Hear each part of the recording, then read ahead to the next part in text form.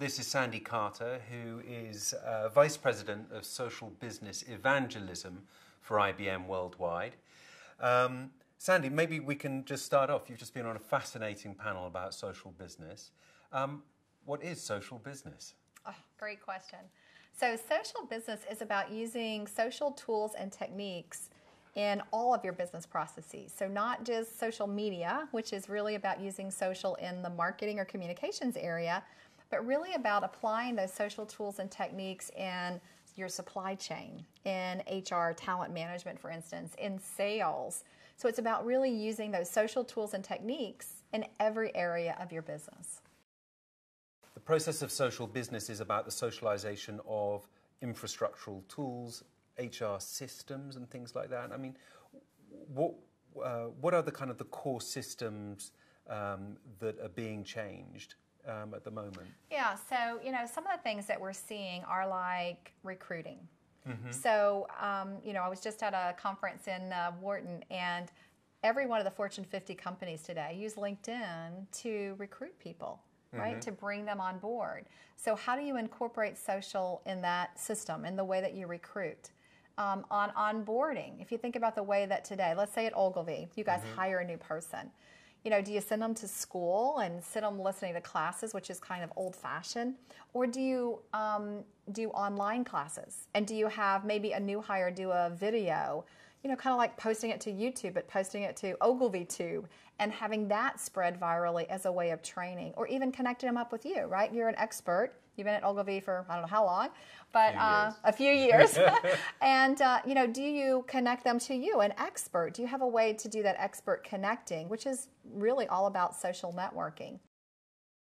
Can you think of, are there typical examples or atypical examples that you've come across where businesses have been very successful around that theme of innovation and creativity? Yeah, so Berlitz, which is in Japan, and what Berlitz has done, they train people in languages, right? So if you move to China, trying to teach you Mandarin, which is quite difficult. So what they've done is they've created a social network for their instructors, 12,000 of them around the world, and they have been extremely successful expanding their business by sharing best practices, sharing knowledge, innovating new ways to teach, Mandarin faster, to get people to understand a different ways that they could be successful in teaching conversations in different languages, has been extremely successful in doing that across the world.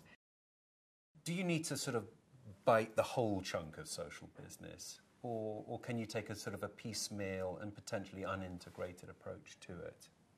Well, I think you definitely need to look at it integrated. I believe that you need to look at social networking, social content. So, Ogilvy knows a lot about content, making it social, and social analytics. So I think those three are mandatory, and one I see a lot of companies also gravitate to is social communications. Mm-hmm.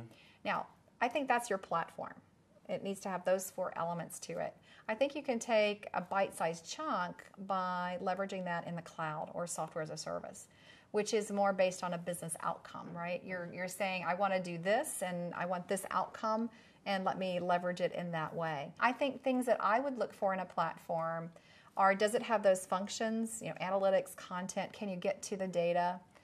Does it allow you to do networking, that Sunday night, Monday morning thing we talked about, right? Is the networking, if you're using Facebook Sunday night, when you walk in Monday morning, does a tool, is it hard to use? Is it not familiar to you? So do you have that phenomena? And I also think that as you look at tools, are they intuitive, right? Do you need to have huge training classes for them? In the panel, they talked about having a lot of education, and I think that's actually opposite, right? I think today's generation, they don't read instruction manuals. They toss those out. So I think you have to look for a tool that's extremely intuitive and something that really grabs you. And I also think you should look for a tool where when you're working with the tool, the person talking to you about the tool also has a lot of experience and can help you with adoption of the tool. Because I actually think that adoption, the way that you change your culture, is going to be as important as the choice of the tool itself as a success factor.